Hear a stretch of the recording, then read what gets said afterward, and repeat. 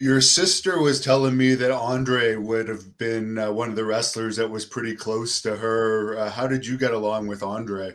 Oh, I got along with Andre great. I've known Andre since I was about, oh gosh, about 10 years old, 11 years old, something like that. My first trip with Andre was awesome. We got sorry.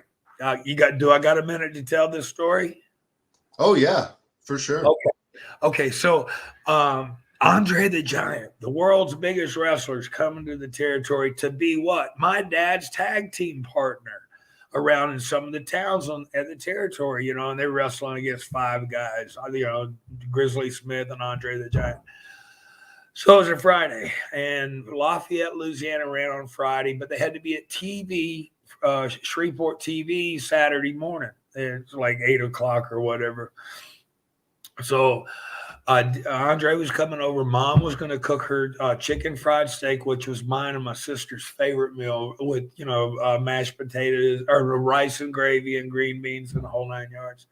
Oh, we can't wait! So we get off the bus. We're running home after school, and we get home and we can't wait to eat and everything. And when we're running through the back door, Mom looks at us and she said, "There's nothing left." And we were like, huh? Because we knew what Mom was going to cook. And come to find out later, Andre had eaten 22 chicken fried steaks, all the rest of the sides, everything. So Mom took Robin and I into the den, and she made Andre pull his wallet out and give her money to go to Burger King and get me and my sister something to eat. So Mom goes and does that. I get to go with Dad and Andre on the road trip. Oh, I'm so excited. So, so we go to the matches in Lafayette. And after the matches, Dad liked to drink wine. He didn't drink beer. So when he pulls up to the convenience store, he looks at Andre and he asks him, he said, "But you want any beer, boss?" And Andre goes, "Yes, I'd like two, please." So Dad goes inside and he gets himself a magnum of wine, not just the little small, but a magnum of wine, the bigger one.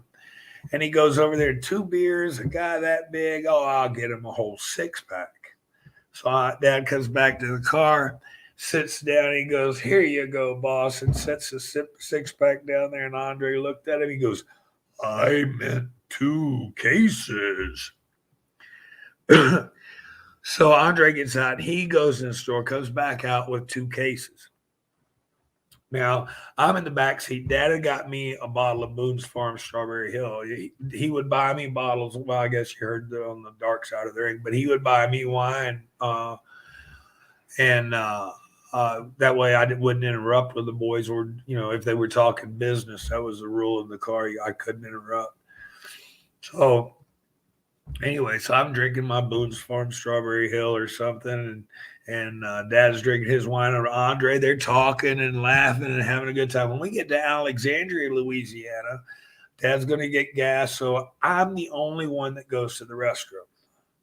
Well, Dad came back. I mean, everybody comes back out. I fill the car up with gas and everything. We all get back in the car, but Andre and Dad were out of beer and wine, so they got more. Andre got another case and a half, and Dad got another magnum of wine.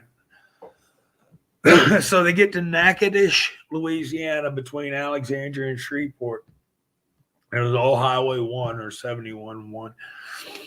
And it's a two-lane highway, and they're laughing and, just partying and carrying on. And all of a sudden, I see the bubble gum lights behind us, and I'm like, ooh.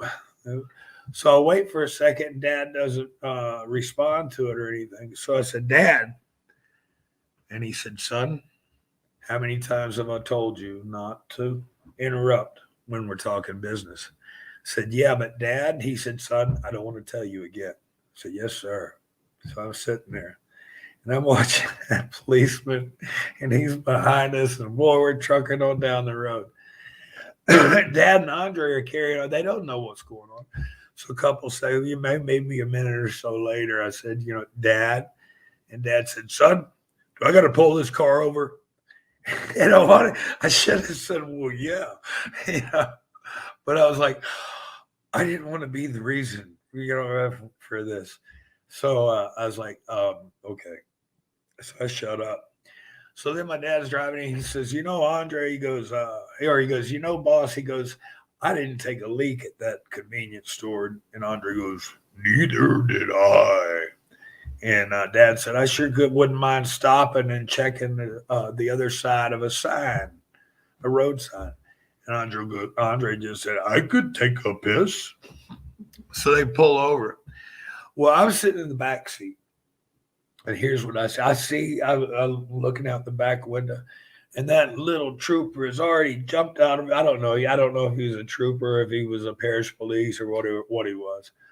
But that little dude was outside his car in front of him, and you had a ticket book in the pen and stuff. It wasn't like how it is today. He's just writing down the license plate number and make, model, and year of the car and blah blah. And he looks, and I see him look, and on the car doors open, and these two, and it just gets getting bigger and bigger and bigger.